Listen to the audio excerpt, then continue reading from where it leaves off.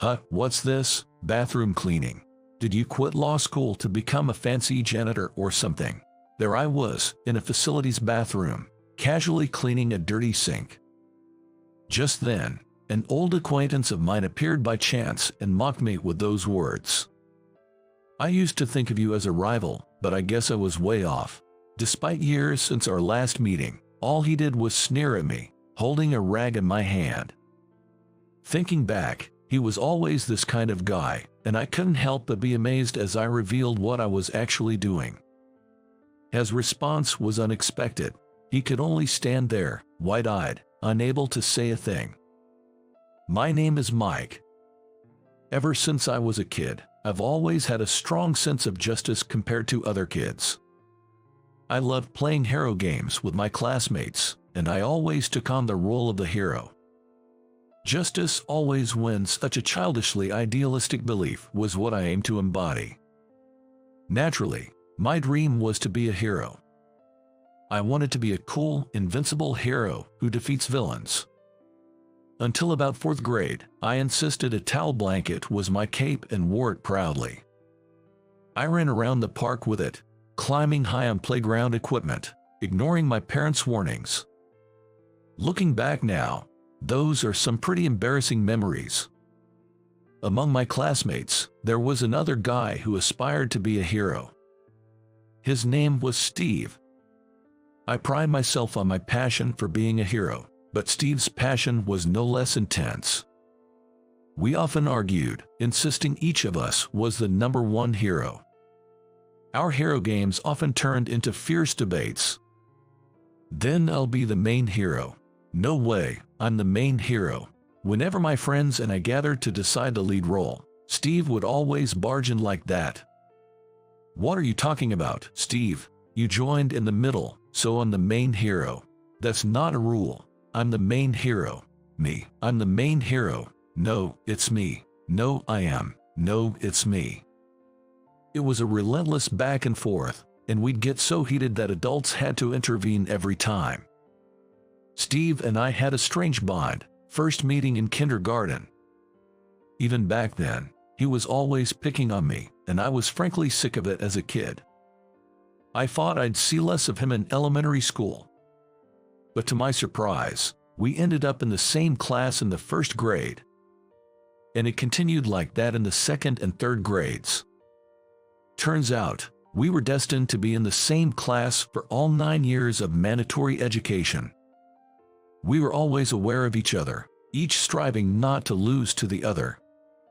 It was a rivalry, but not in the noblest sense. Our fiercest competition was probably in academics. Hey, Mike, what did you get in math? He'd always come over to me after test was returned. He seemed very confident that day, smiling broadly. What about you, Steve?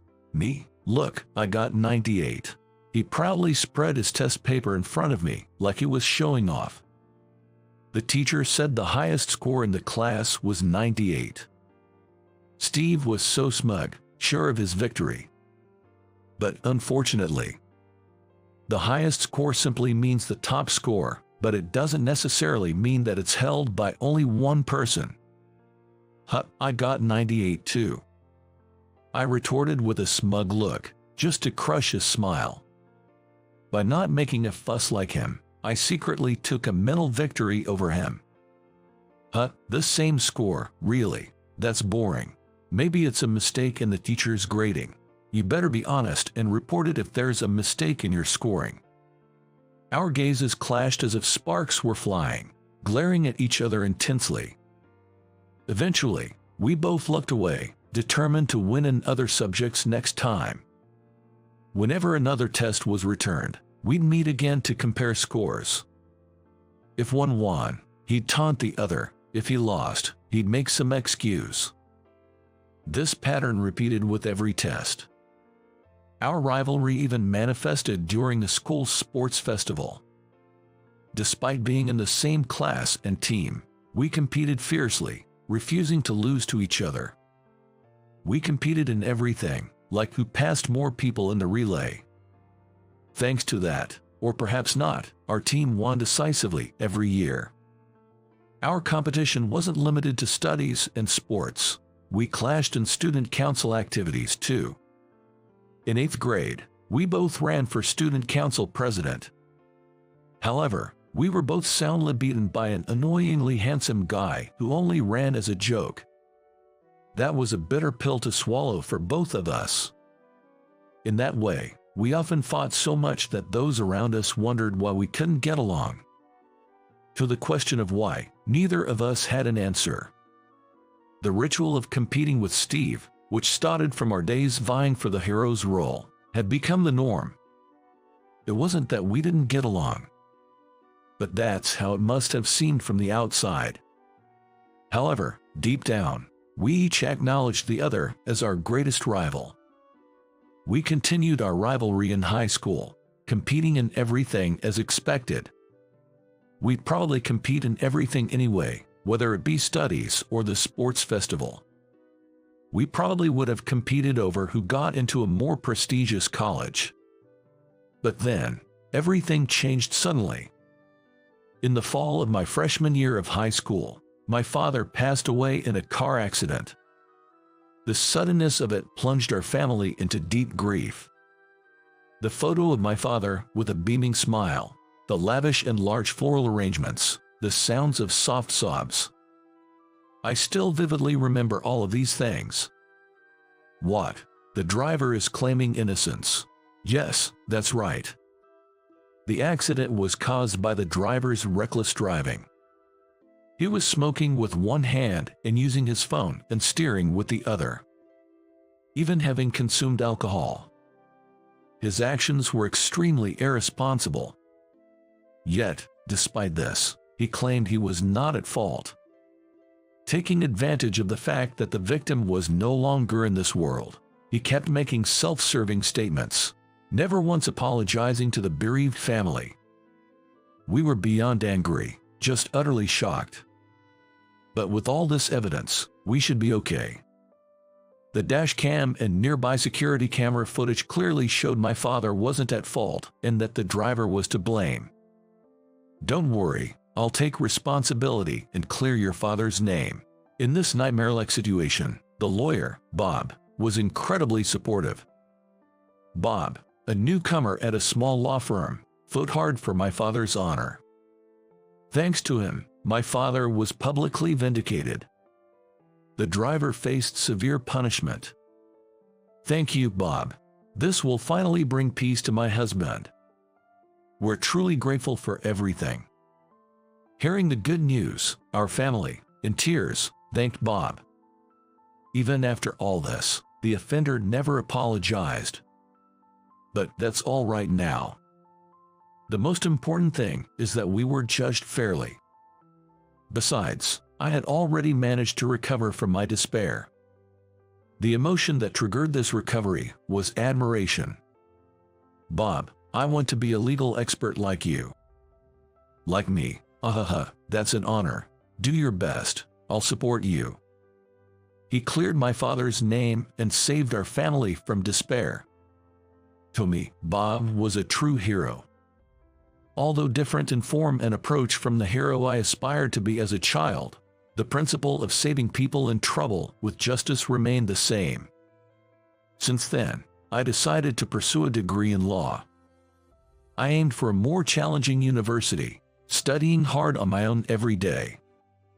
I should have been fulfilled, yet I felt a slight sense of dissatisfaction.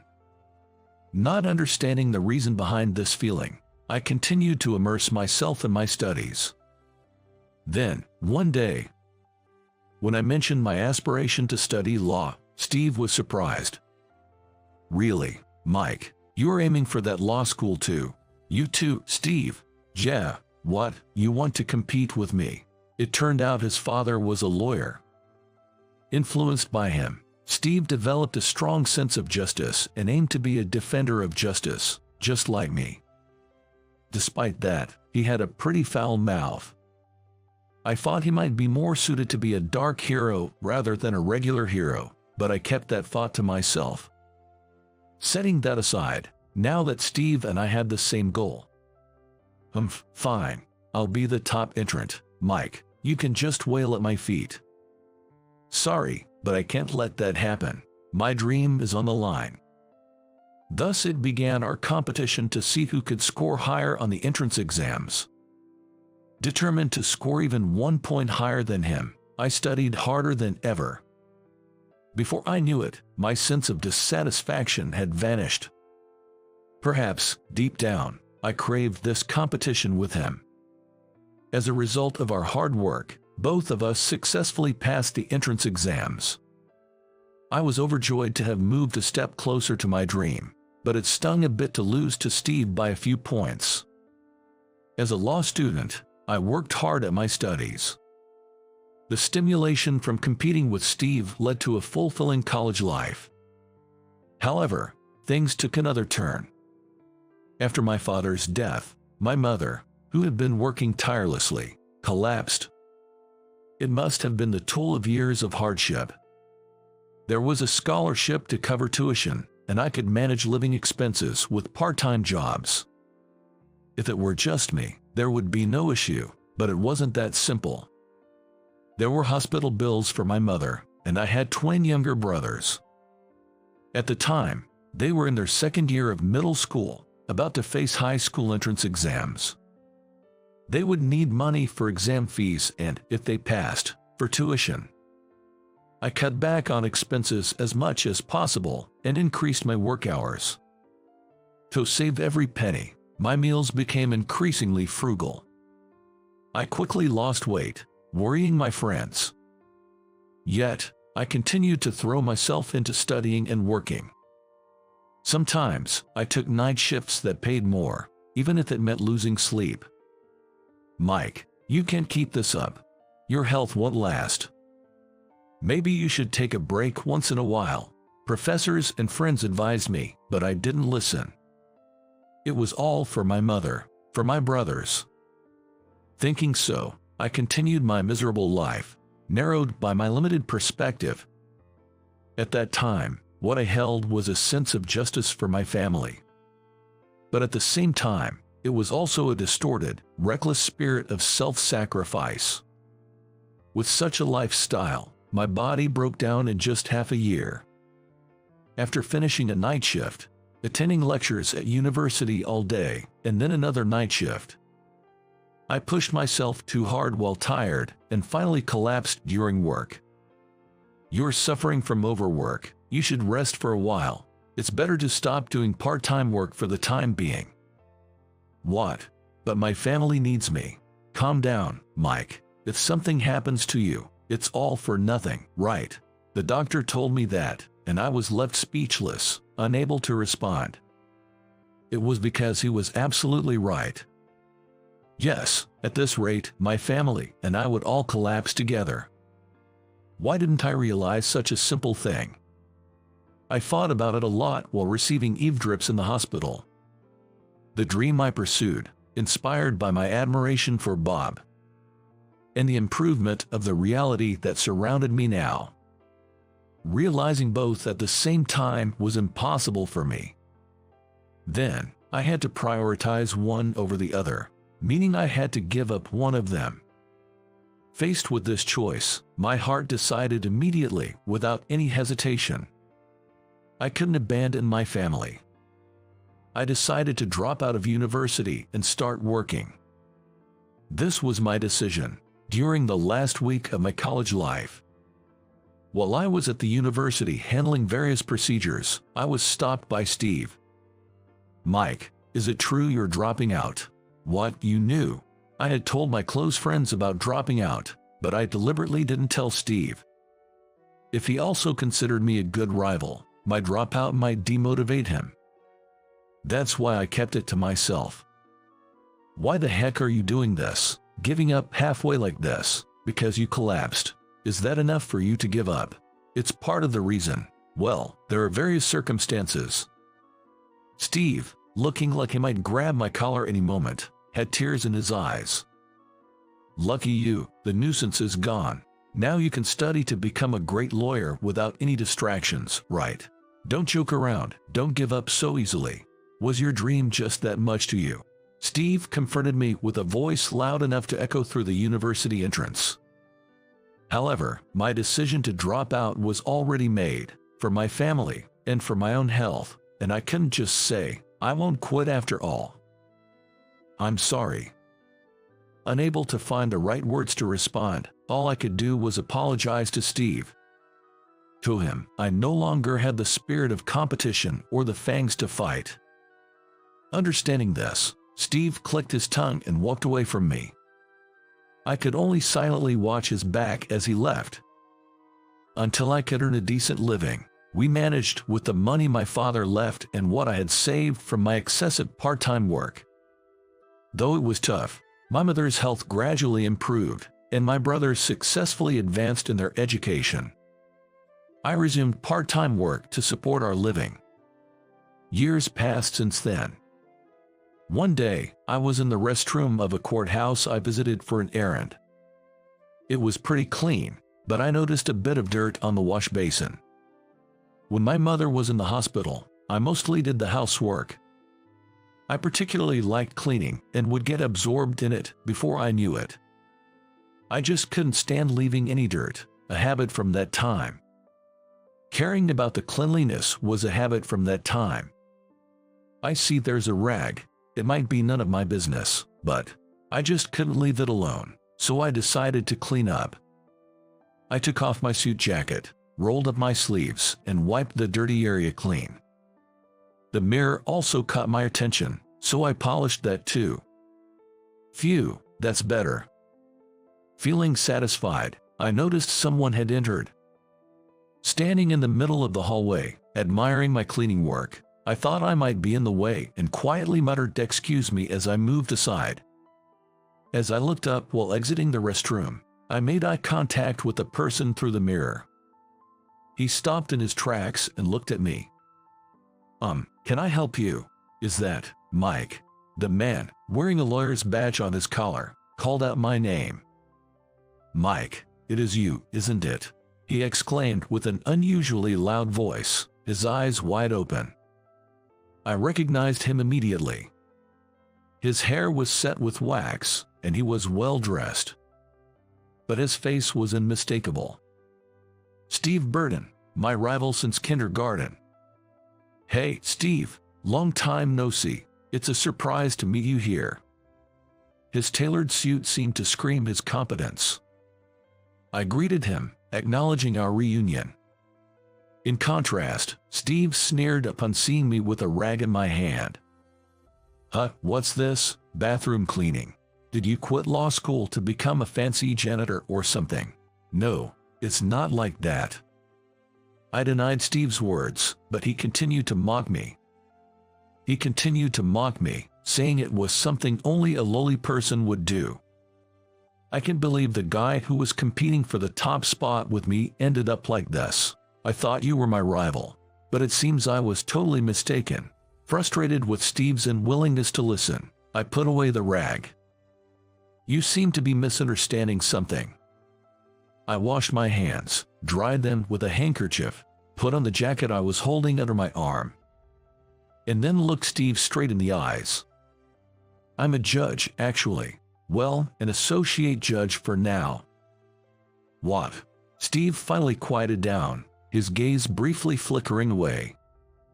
He must have noticed the badge on my jacket. "A judge, what? Why are you?" "What do you mean why? You're the one who said it. Don't give up so easily." "So, I didn't give up. That's all there is to it." With that, Steve's face froze in astonishment. Years after dropping out of college, my twin brothers were high school students, about to start thinking about their future paths. My mother's health had improved enough for her to be discharged, requiring only occasional hospital visits. Still, I continued juggling construction work and convenience store shifts to support us. One day, my mother called me to a nearby cafe. "What? Remarrying?" "Yes, that's right. The person is. Oh, here he comes now." As she said this, she waved towards the cafe entrance. Turning around, I saw a man about my mother's age approaching us. "The person is, wait, sir, Dr. Thompson, right?" My mother's new partner was Dr. John Thompson, her primary physician. Mike, I'm looking forward to our future together. Yes, likewise, I'm looking forward to it too. The awkwardness of knowing my mother's remarriage partner only lasted the first few weeks. John was a very kind and caring person. I felt at ease leaving my mother in his hands. My brothers quickly warmed up to John, bonding with him as if they were a real family. Moreover, both of them began expressing a desire to become doctors like John and wished to pursue medical studies. I was worried about the high tuition fees, but John generously offered to pay for everything.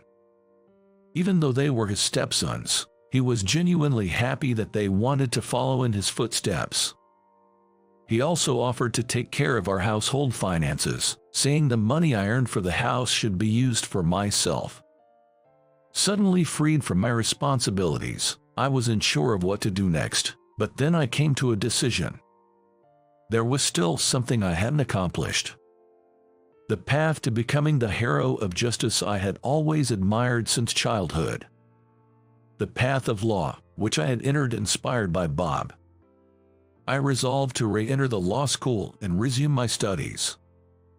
That's the decision I made. My brothers and I enrolled in the same university, they in the medical school and I in the law school. I studied hard again, maintaining the top position in my class. I passed the bar exam on my first try and received high praise during my legal training. This is how I became a judge. But I am still an associate judge. It takes over a decade of experience to become a full judge. I continue to strive, knowing this is not the end goal. The presence of a rival fuels my motivation. Even though I was praised as a top student in the law school, I still felt unfulfilled. The fact that I had fallen behind years ago always lingered in my mind. Someday, I will stand shoulder to shoulder with that man, my classmate and rival, and surpass him. That thought has been my driving force. After hearing my long story, Steve stood there, looking down. So, that's what happened. I wondered if this man was really Steve Williams. He had such an uncharacteristic expression on his face. I'm sorry about back then. I knew your situation. Yet I only pushed my ideals on you. You must have been struggling, too. He regretted what he had said to me just before I dropped out of college. His uncharacteristic words caught me off guard, and I nearly burst into tears. Why didn't I support you more? I'm really sorry. I regret it. Steve remained downcast. I said, "Look up, man," and put my hand on his shoulder. Steve, I'm actually thankful for what you said back then. Don't give up so easily. It was because you said that I decided to try again. After leaving college, I honestly thought about giving up on law. Maybe get a job at some average company and lead a vague, aimless life. After all the struggles I had been through, that should have been enough. That's what I thought. But I couldn't get Steve out of my head. His expression at the university entrance the last time I saw him seemed to be a mix of anger and sadness. If I gave up, would he get angry with me again? And there was another thing. I didn't want to end up a loser. Steve's family owned a law firm.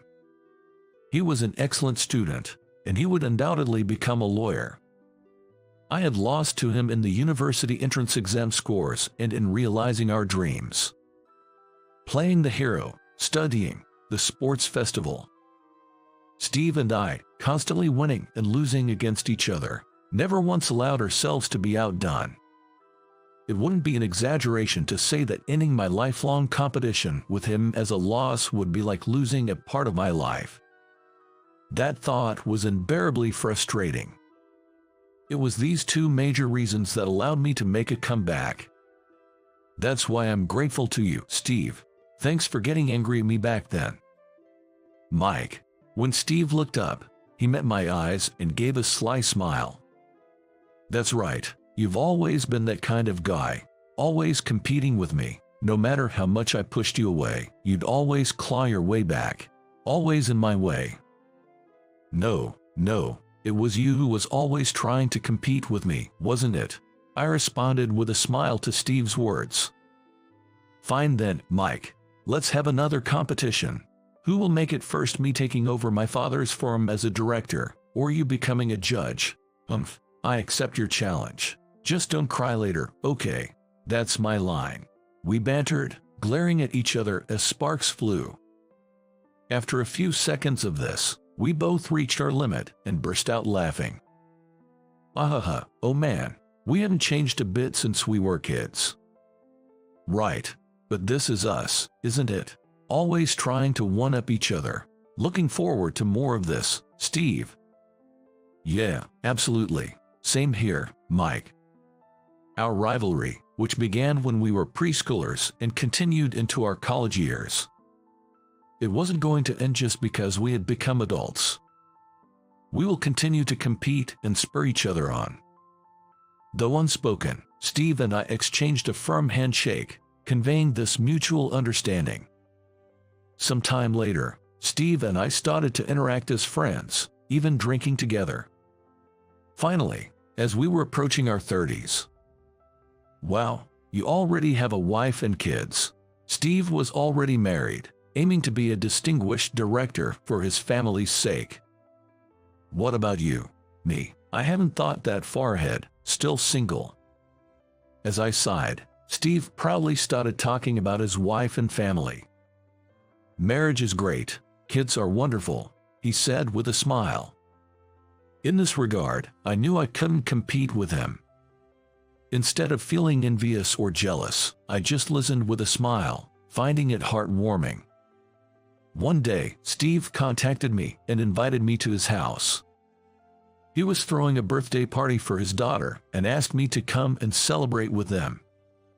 I was worried about intruding on a family event, but apparently, my name was well known as Steve's rival, and they were eager to meet me. Hi, it's great to meet you. As I was guided to the living room, I saw his wife and their daughter running around. Welcome, my husband always speaks highly of you. His wife greeted me with a gentle smile. Their daughter, seemingly startled by my sudden appearance, clung to her mother's legs. Not wanting to scare her, I crouched down to her level and asked, "Hello, what's your name?" She blushed and hid behind her mother. Seeing this, Steve burst out laughing. Haha, Mike, looks like she doesn't like you. Why are you so happy about that? When Steve picked her up, she seemed to calm down. Looking straight at me, she said, "My name's Emily."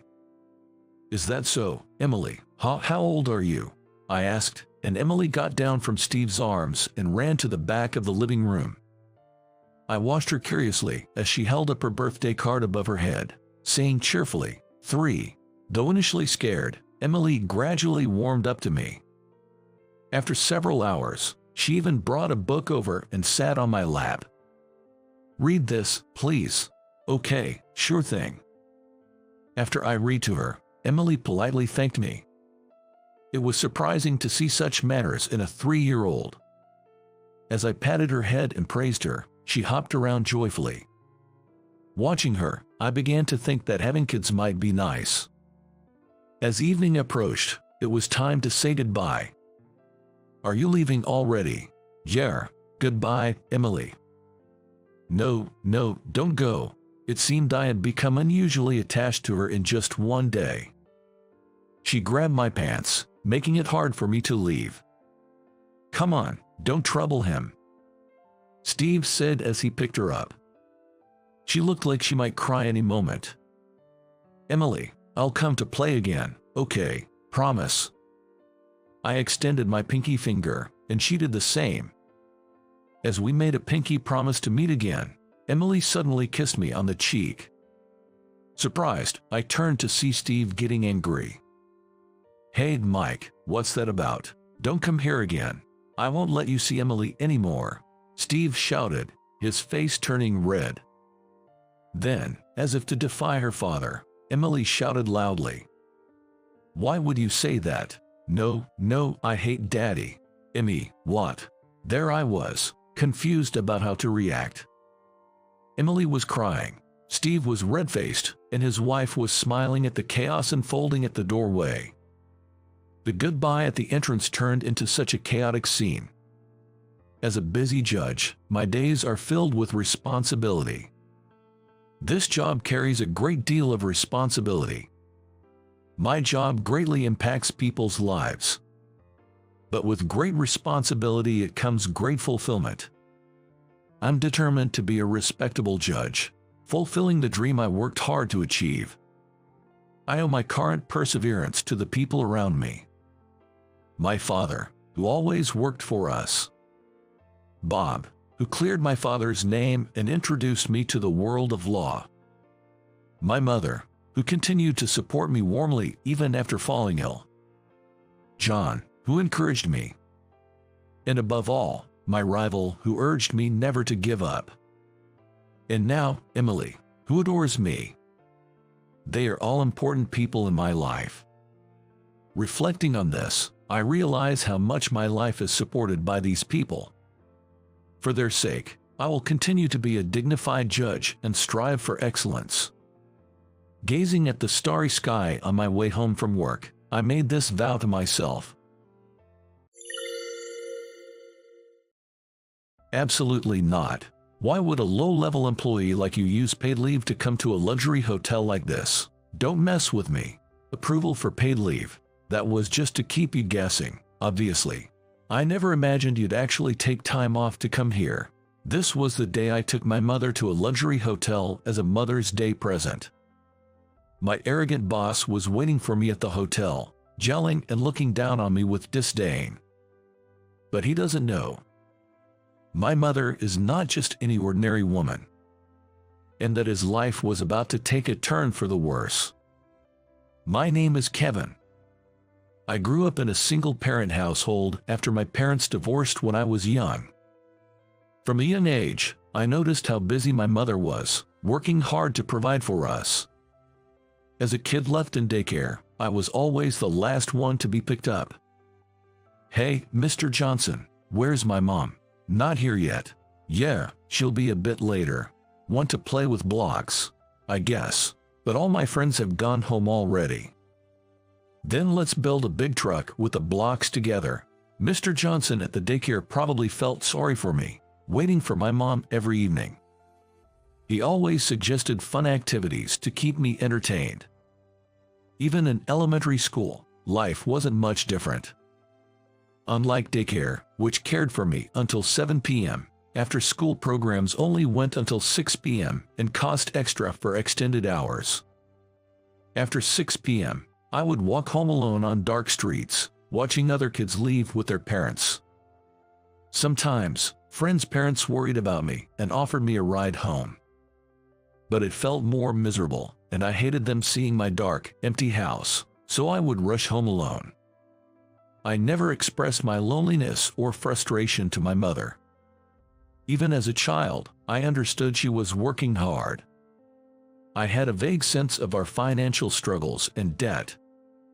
So, I kept my feelings to myself, enduring the loneliness silently. As I got older, I turned to sports to distract myself from the loneliness. Sweating and focusing on sports helped me forget the unpleasantness. My childhood was a battle against this loneliness. Thanks to my mother's hard work, our living situation gradually improved.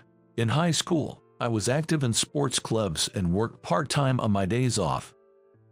But it wasn't to earn living expenses. My mother's efforts meant it was just for pocket money, like my friends. Like my friends, I was earning money just for fun. Around that time, I started thinking about my future education. Mom, about my future path. One day, with parent-teacher meetings approaching, I brought it up to my mother. Private universities are a bit too much, but you can go to any public university department you like if you want to pursue higher education. Her response surprised me. Really? Of course, you've been through a lot. I want to let you study as much as you want. Thanks, Mom. I'll go to college. I'll study hard and get into a public university, so don't worry. Sorry, Kevin. Thank you. Thank you. I researched universities that were affordable and within commuting distance from home, and studied relentlessly. Juggling work and study was tough, but my mock exam results were promising. If you keep up these grades, you're likely to get in. My teacher assured me at the parent-teacher-student conference. Encouraged by this, I confidently took my university entrance exams. And I succeeded, getting into a public university. As a college student, I increased my working hours but never slacked off in my studies. It was a university I had worked hard to get into. I didn't want to waste that opportunity. I packed my 4 years with lectures, earning more credits than necessary. I also actively participated in club activities, making for a fulfilling 4 years. After graduation, I got a job in the textile industry. Textile work requires a delicate sensibility, but also the physical strength to handle heavy fabric rolls. Thanks to my sports background, I was pretty confident about my physical abilities. As for the delicate sensibility, that's something I'm still looking to polish. Sensibility is honed on the job, don't worry. Michael from the sales department told me. His words made me realize that, although promotion is great, I wanted to work in the field as long as possible. Once you climb the corporate ladder, you end up doing more paperwork and attending more meetings than actual field work. I shared this view with my peers. You're quite the unique one, they said. I wondered if most people prefer to climb the career ladder quickly and work comfortably in an office. It seemed I was the rare type. Under Michael's guidance, I worked hard, often meeting demanding requests from clients. Saying I dedicated most of my 20s to work wouldn't be an exaggeration. My life revolved around the company, awake or asleep. Then one day, everything changed. Cancer. I hesitated to tell you, but being honest is better than causing unnecessary speculation. This is terrible. But it's early stage, so it's not an immediate threat. Michael had gathered us before work to disclose his cancer diagnosis. Discovered early, there was a chance of recovery and return, but at 55, he decided to take early retirement. I'm sorry to spring this on you so suddenly. I'll ensure a smooth transition and won't burden you further, he said. But are you really okay? Will you recover? There's no guarantee in medicine, but the chances are good with early detection. I won't be gone just yet. Make sure to visit me sometimes. Michael. Overwhelmed, I couldn't help but cry, and Michael gently patted my back. Due to his illness, he quickly transitioned his responsibilities and left the workplace a few days later. His successor as department head was David. Hey, starting today, I'm the head of this department. I expect everyone's cooperation. With me in charge, lax work won't be tolerated. Be prepared to work hard. His greeting conveyed a sense of unease, causing frowns among us, but David seemed oblivious. He was someone none of us expected to get promoted to a management position. To put it bluntly, he wasn't exactly known for his competence. But with Michael's sudden retirement, David, by virtue of seniority, unexpectedly landed the role. He disliked being told what to do, often begrudgingly agreeing to Michael's instructions. He was also known for lashing out at objects and yelling at juniors, not the kind of person you hear good things about. Until now, Michael had kept him in check, preventing any major issues. But now, with Michael gone and David got promoted, there was virtually no one to stop him. Moreover, it seemed David didn't quite grasp that it's already the modern era. I'm heading out now. I was finishing up my day's work, ready to leave at the regular time. Hey, Kevin, it's still regular hours. Why are you leaving? David asked, genuinely puzzled. Well, it is the end of my shift, and I've finished today's work, so I'm heading home. What are you talking about? Just because you finished today's work doesn't mean you can just leave. There's always more to do. And you guys too. Don't just talk about today's work. Keep looking ahead and keep working. That way, we can secure more contracts, which is only good for the company. Stay late as much as possible. Those who leave on time are incompetent. Work harder. David announced this proudly in front of everyone, leaving us all dumbstruck. Then, when a junior employee tried to take an annual leave, "Hey, I heard you applied for an annual leave." Yes." "What are you thinking?" He confronted him sharply. "While everyone else is working hard, you think you can just take an annual leave? Don't mess around. If you have time to spare, work." "No, that day is for a family memorial service. I've taken annual leaves before and it was never an issue." "So what? I'm the boss now. Forget everything that happened before. From now on, taking annual leave is not allowed." His excessively tyrannical behavior left everyone in the department bewildered. There was even this incident. Who arrives at the last minute like that? As a punishment, come an hour early tomorrow and clean the office. He dished out such senseless penalties. In another time, "We've met this month's target, but it's still not enough. Tomorrow is Saturday, but I'm calling a meeting, so everyone show up at the usual time." He also ordered us to come in on a day off for a mysterious meeting. Each time, we all voiced our concerns, but David didn't care.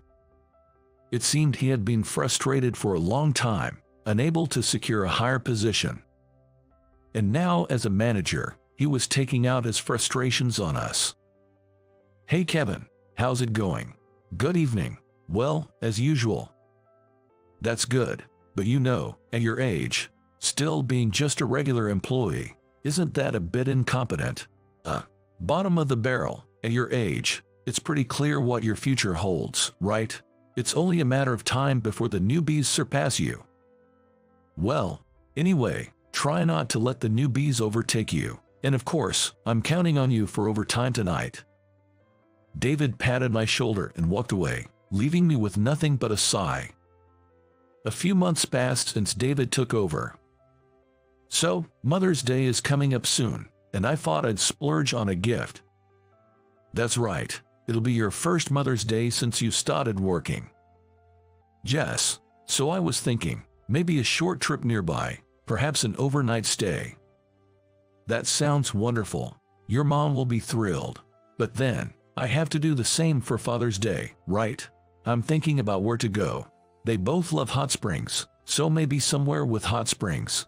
Hearing two female colleagues, one a new graduate and the other in her third year, discuss this, I glanced at the calendar. Right, Mother's Day is coming up. Every year, I take my mom out for doTERRA, but maybe this year, I'll splurge on a luxury hotel for an overnight trip. That's what I was thinking. And as they say, strike while the iron is hot. Figuring that reservations for Mother's Day would fill up quickly, I quickly searched on my cell phone while having lunch. I made the reservation early. Then, I returned to the office and immediately applied for an annual leave using the internal form. I wanted my mom to relax, but I knew she'd hesitate to go alone if I just told her to enjoy herself. Well, it's a bit embarrassing to be staying at a hotel with my mom at this age, but it's good to show filial piety every once in a while.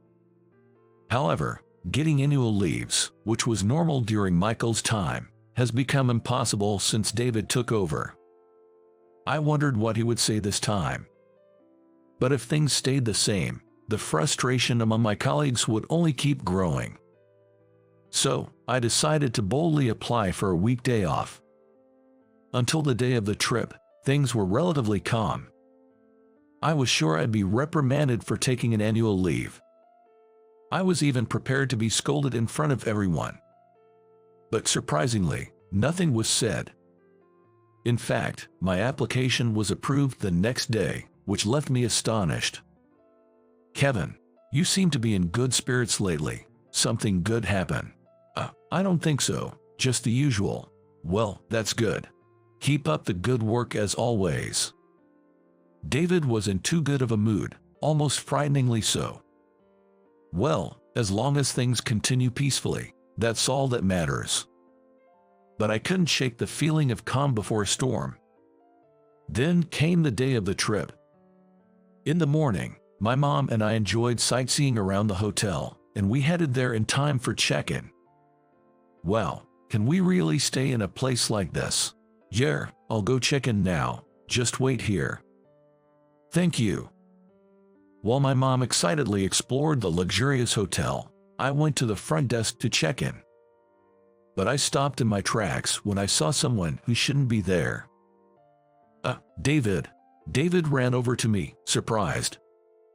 Hey, Kevin. Why are you here, David? What do you mean, why am I here? Why is a low-level employee like you using annual leave to come to a luxury hotel like this? Don't mess around. David, grabbing me by the collar, began yelling. I was shocked and confused. But, you approved my annual leave request, didn't you? I complained about that. Indeed, David had approved my annual leave for today. Why am I being yelled at now, and in a place like this? That was just to lead you on. I never thought you'd actually take the day off and come here. Lead me on. I don't understand what you mean. Are you kidding me? I'd like to see the face of a parent who raised such an incompetent person who can't even understand their own position. What? The face of your parent? I want to see the face of the parent who raised such an incompetent person. David seemed to relish in saying such things. First of all, you don't even do unpaid overtime, and you seem to have no ambition for promotion, staying a regular employee forever. What's wrong with you? Don't you want to get promoted? If you do, work overtime every day. Show some determination and grit. Otherwise, the higher-ups won't value you.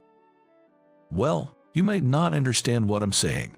Being incompetent and all. Sorry for speaking about complex things. He kept ranting whatever he wanted. Feeling the painful stares of those around me, I knew I had to do something about this situation. Kevin. Hearing the commotion, my mother walked over. Realizing something, I turned back to face David. David. What? Here is my mother. Saying that, I stepped aside to let my mother forward, causing David to freeze in shock. Why are you here? Well, hello.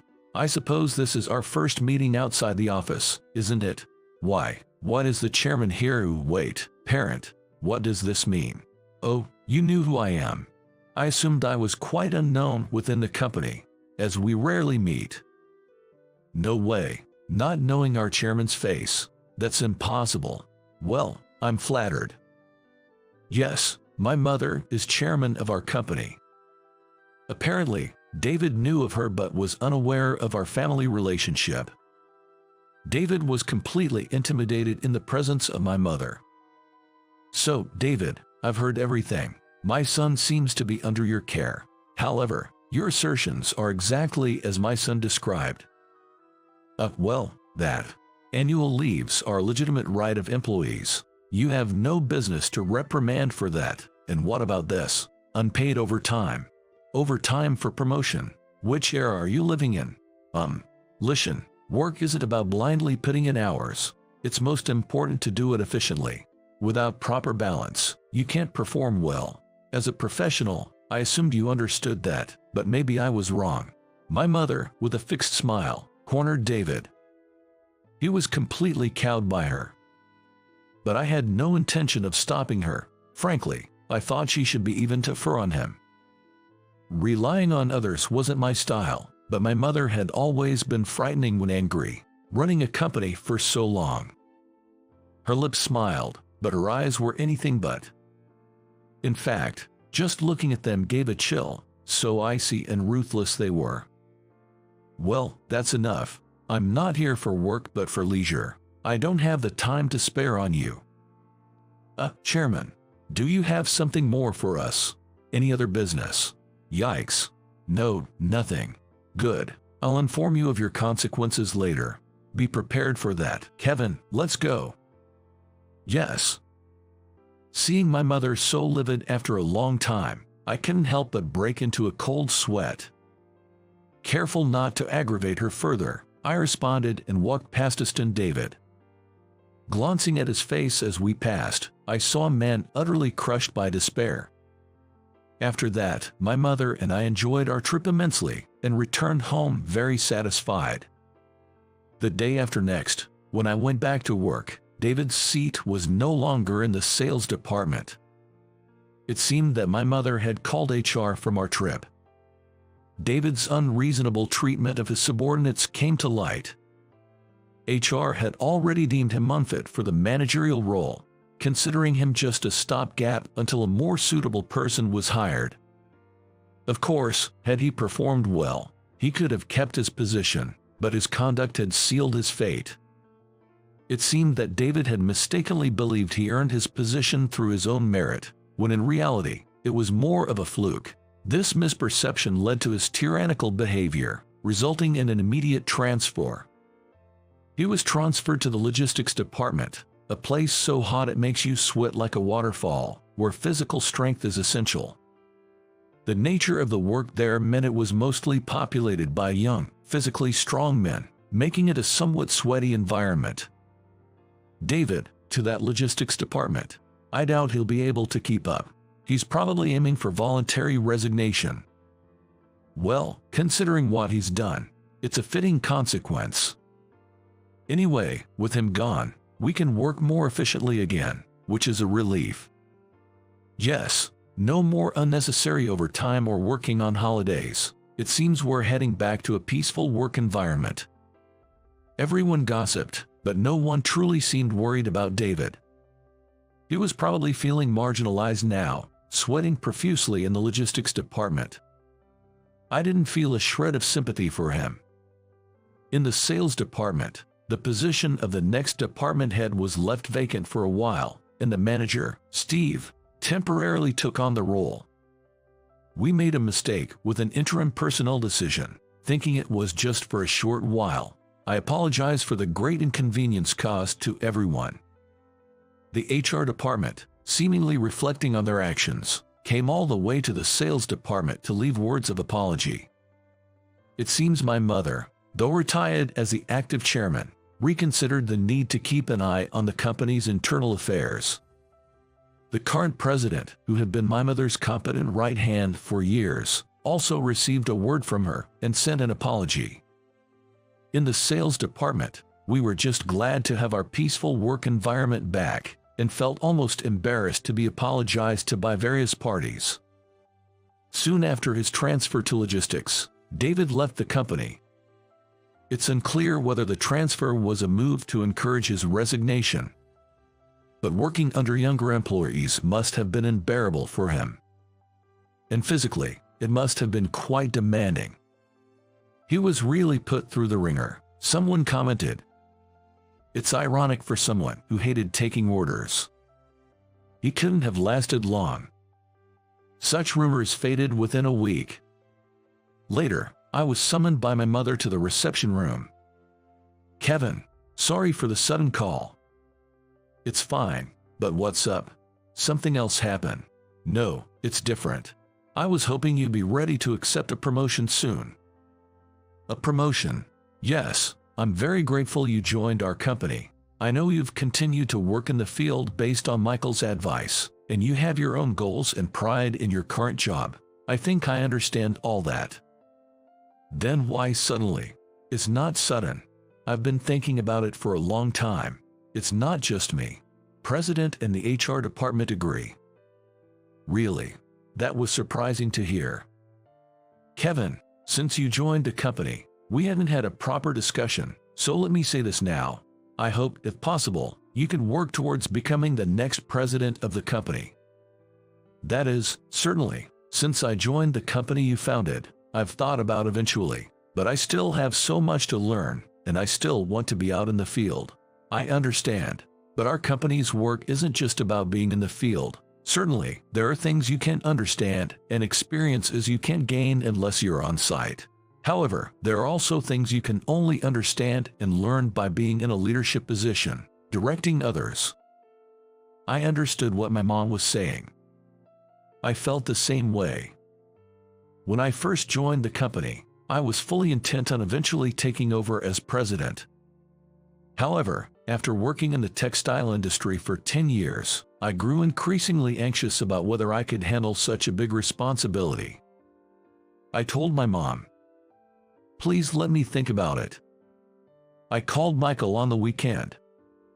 He had successfully undergone surgery and was now enjoying a peaceful retirement.